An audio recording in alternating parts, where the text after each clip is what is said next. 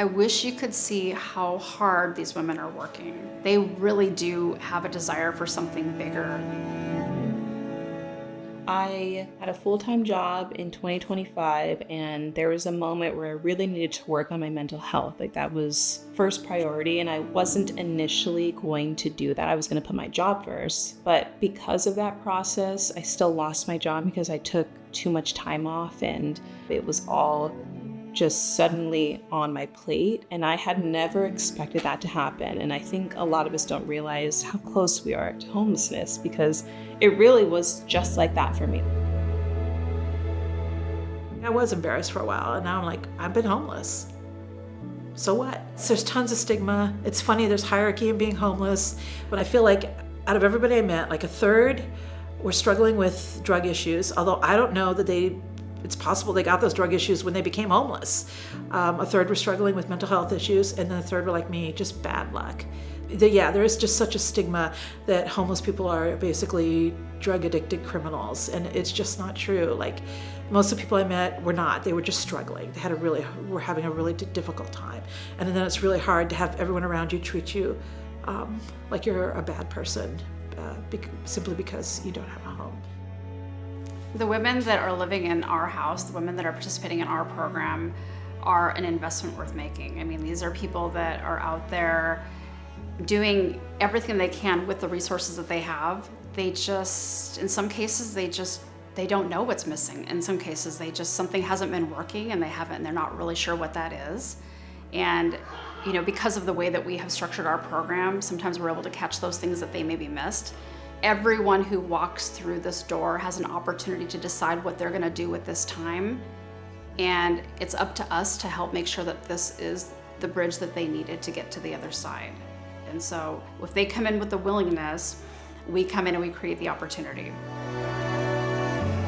Sometimes you do feel like everything is happening to you and you're very alone, but to know that there's help out there, there's people that care, there's a place to go, and there's resources, and that means it means everything to me. This program has definitely been a stepping stone for me. Not only am I going to be able to take the memories that I made here and the growth that I made here to carry with me forever, but definitely I would love to come and maybe talk to people about eventually, when I'm, in a better place out of here, be like kind of a spokesperson about what my life was like before Elizabeth Gregory and how much it has changed me.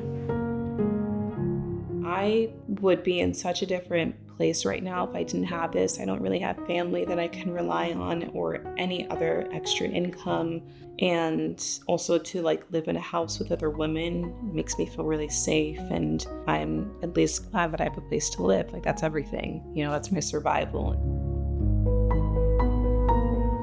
So in February of 2025, we found out that we were going to be losing the house that we'd been using for 13 years. And we panicked. We brought together some amazing donors and said, hey, we want to do this. Can you help us? And they said yes. And we were able to raise $1.5 million in 3 months, and we were able to purchase the house in July of 2025.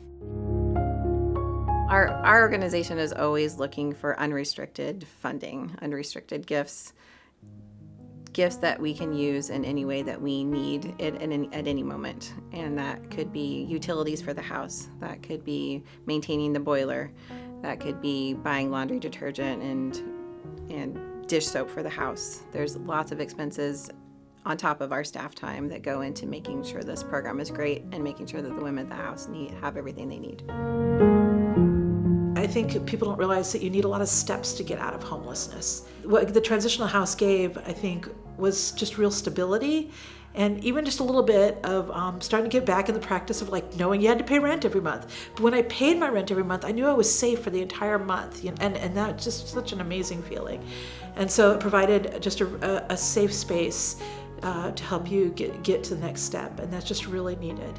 And a community. The other women that I shared the house with were wonderful.